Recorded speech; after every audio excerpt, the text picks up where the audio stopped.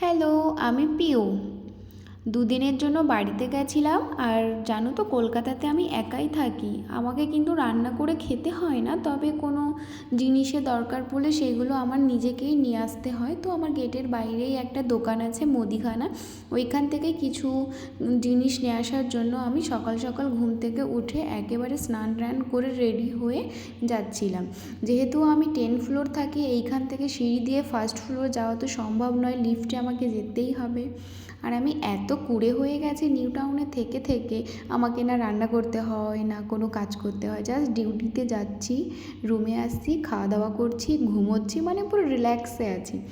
আর জানো তো, যখন তুমি ভীষণ পরিমাণে ভালো আছো, টাকা পয়সা সব দিক থেকে ভালো আছো, তখন দেখবে তোমার খুবই কাছের মানুষগুলো তোমাকে দেখে জ্বলছে, তাদের একদম জ্বলে পুড়ে ছারখার হয়ে যাচ্ছে। আচ্ছা, আর একটা কথা হচ্ছে, আমি এখন থেকে ডেইলি ব্লগ ভিডিও পোস্ট করব, তোমরা প্লিজ আমার পাশে থেকো।